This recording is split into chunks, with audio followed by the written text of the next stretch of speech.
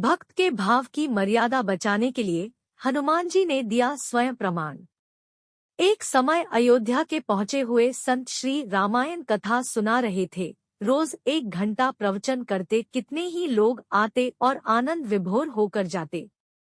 साधु महाराज का नियम था, रोज कथा शुरू करने से पहले आइए हनुमंत जी बिराजे कहकर हनुमान जी का आह्वान करते थे, फिर 1 घंटा प्रवचन करते थे। एक वकील साहब हर रोज कथा सुनने आते। वकील साहब के भक्तिभाव पर एक दिन तर्कशीलता हावी हो गई। उन्हें लगा कि महाराज रोज आइए हनुमंत बिराजे कहते हैं, तो क्या हनुमान जी सचमुच आते होंगे। वकील ने महात्मा जी से एक दिन पूछ ही डाला, महाराज जी आप रामायण की कथा बहुत अच्छी कहते हैं, हमें बड़ा रस आता है, परंतु आप जो गद्दी प्रतिदिन हनुमान जी को देते हैं उस पर क्या हनुमान जी सचमुच विराजते हैं। साधु महाराज ने कहा, हाँ, यह मेरा व्यक्तिगत विश्वास है कि रामकथा हो रही हो तो हनुमान जी अवश्य पधारते हैं। वकील ने कहा, महाराज ऐसे बात नहीं बनेगी, हनुमान जी यहाँ आते हैं, इसका कोई सबूत दीजिए। वकील ने कहा, आप लोगों को प्रवचन सुना रहे हैं सो तो अच्छा है, लेकिन अपने पास हनुमान जी को उपस्थिति बताकर आप अनुचित तरीके से लोगों को प्रभावित कर रहे हैं। आपको साबित करके दिखाना चाहिए कि हनुमान जी आपकी कथा सुनने आते हैं।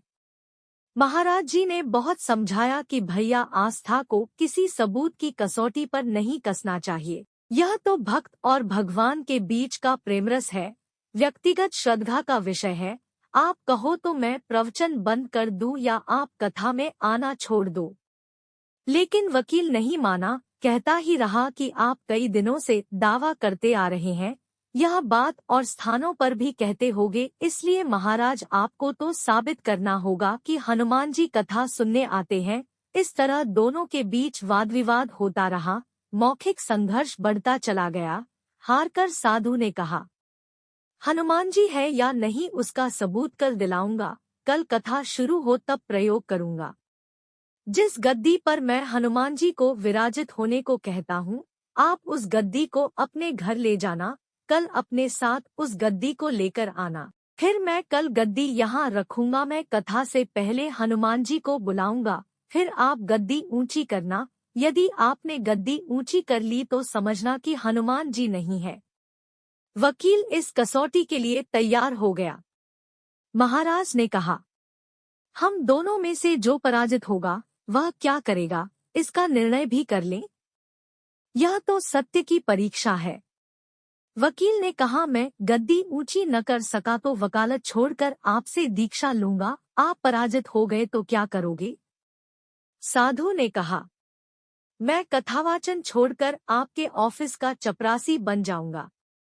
अगले दिन कथा पंडाल में भारी भीड़ हुई। जो लोग कथा सुनने रोज नहीं आते थे वे भी भक्ति, प्रेम और विश्वास की परीक्षा देखने आए। काफी भीड़ हो गई, पंडाल भर गया।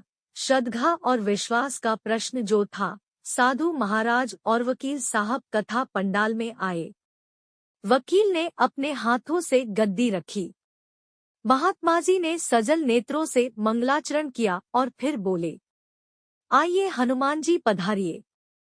ऐसा बोलते ही साधु जी की आंखें सजल हो उठी। मन ही मन साधु बोले, प्रभु, आज मेरा प्रश्न नहीं बल्कि रघुकुल रीति की परंपरा का सवाल है। मैं तो एक साधारण जन हूँ, मेरी भक्ति और आस्था की लाज रखना। फिर वकील साहब को निमंत्रण दिया, आइए गद्दी ऊंची कीजिए। लोगों की आंखें जम गई। वकील साहब खड़े हुए। उन्होंने गद्दी लेने के लिए हाथ बढ़ाया पर गद्दी को स्पर्श भी न कर सके।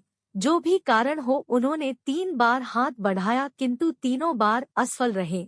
महात्मा जी देख रहे थे, गद्दी को पकड़ना तो दूर, वो गद्दी को छू भी न सके। तीनों बार वकील साहब पसीने से तरबतर हो गए। वह वकील साधु के चरणों में गिर पड़े और बोले, महाराजा उठाने का मुझे मालूम नहीं, पर मेरा हाथ गद्दी तक भी पहुंच नहीं सकता, मैं अपनी हार स्वीकार करता हूँ। कहते हैं कि श्रद्धा और भक्ति के साथ की गई आराधना में बहुत शक्ति होती है, मानो तो देव नहीं तो पत्थर। प्रभु की मूर्ति तो पाषाण की ही होती है, लेकिन भक्त के भाव से उसमें प्राण प्रतिष्ठा होती है और प्रभु विराजते हैं। तुलसीदास जी कहते हैं, साधु चरित शुभ चरित, कशासु निरस बिसद गुणमय फल जासु। साधु का स्वभाव कपास जैसा होना चाहिए, जो दूसरों के अवगुण को ढककर ज्ञान को अलखज गाए। जो ऐसा भाव प्राप्त कर ले वही साधु है। श्रद्धा और विश्वास मन को शक्ति देते हैं। संसार में बहुत कुछ ऐसा है जो हमारी तर्क शक्ति से, बुद्धि को सीमा से परे है। जो उस संसार को पहुंच जाते हैं वे परमात्मा स्वरूप हो जाते हैं। बोलो सियावर रामचंद्र की जय, पवन सुत हनुमान की जय।